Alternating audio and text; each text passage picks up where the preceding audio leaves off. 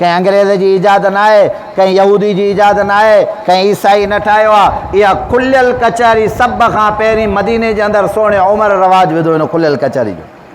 10 लख माण्हू हज़रत उमर साईं जी हिन खुलियल कचहरी में ईंदा। उन खुलियल कचहरी जो मतिलबु ऐं मक़सदु छा हूंदो? अवाम खुली पंहिंजी इज़हार राय ॾियनि, अवाम खुली करे जंहिं माण्हू जे अंदरि जेको जंहिं उहिदे जे मथां फ़ाइज़ आहे उन में जेका ग़लती आहे उहा ॿुधाए उनजी इस्लाह कयूं। ईअं खुलियल कचहरी आहे। हिकिड़ो माण्हू भॼंदो आयो, उमर चए जीव, चए तुंहिंजे मिस्र जो जेको गवर्नर आहे फयाज़ बिन गनम, चए हा बिल्कुलु आहे। चए तव्हांजो आर्डर आहे, अव्हांजो हुकुम आहे अमीरुल मोमिनीन हुजण जे मातहत त कोई बि गवर्नर पंहिंजे दरवाज़े ते दरबार माण्हू मुक़ररु न कंदो? चए हा बिल्कुलु आहे। तव्हांजो इहो बि हुकुम आहे त कोई बि गवर्नर सन्हा कपिड़ा न पाईंदो? चए हा बिल्कुलु आहे।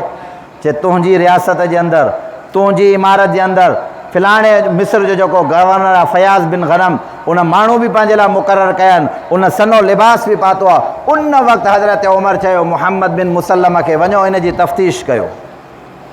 वया मालूमात मिली साईं बाक़ी इहा ॻाल्हि हक़ीक़त आहे। चिन खे गेले खणी अचो, माण्हुनि जे विच में उन गवर्नर खे खणी आया। चिंडे हाल अहिवाल, तोखे उहो वक़्तु यादि न आहे? तुंहिंजो पीउ कहिड़ी हैसियत में रहंदो?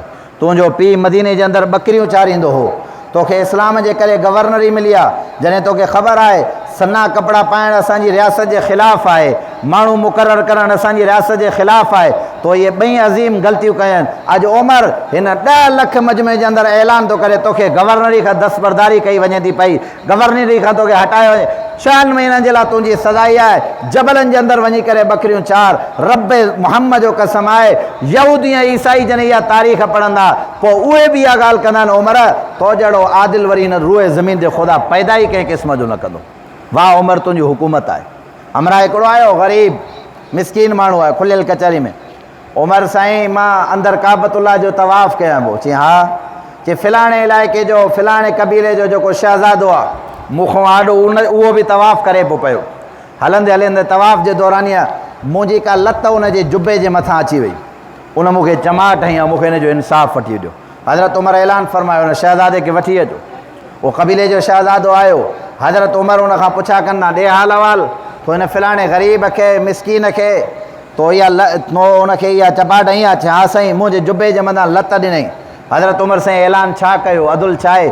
चइन सभिनी माण्हुनि जे विच में इन शहज़ादे खे चमाट लॻाए। हाणे ज़ाहिर आहे शहज़ादे जा हथ गुलाबी हुआ, हुन मज़दूर जा हथ ॾाढा हुआ, उहो एराबी ऐं महिनत कश माण्हू हो, उनजे हथ में जेको जुनून हुयो चपाट जो, हुन शहज़ादे जे हथ में उहो जुनून न हुयो। जॾहिं ॾिठईं त शहज़ादो जेकॾहिं एराबी मूंखे चपाट लॻाईंदो, हाली त मां अलाए केतिरा ॾाढा सही कंहिं क़िस्म जो न हूंदुमि। जॾहिं वेझो थियो हुनखे चवणु लॻो माफ़ु कर। चई जॾहिं ज़ुल्म करें पोइ तोखे माफ़ु यादि न पियो अचे, जॾहिं क़रीब पतुसि चपाट लॻाइण जे लाइ, चए तुंहिंजो ऐं मुंहिंजो नबी हिकु मुहम्मद मुस्तफ़ा आहे। सभु चओ सल्लल्लाहु अलैहि वसल्लम। अल्लाह जे रसूल तव्हां ऐं असां ॿिन्ही हिकिड़े नबी ते कलमो पढ़ियो आहे। जॾहिं हुज़ूर जो नालो वरितईं तॾहिं हुन एराबी जे अखियुनि मां ॻोढ़ा वही आया। चई मूं तोखे अल्लाह जी रज़ा ख़ातिर माफ़ु कयो। तॾहिं दुनिया वारनि ॾिठो वाह उमर, तुंहिंजे अदल ऐं इंसाफ़ खे दुनिया सलाम करे थी पई। उहो हज़रत उमर जंहिं हर वक़्तु हुज़ूर सल्लल्लाहु अलैहि वसल्लम जे हुकुम जी पासदारी कई आहे।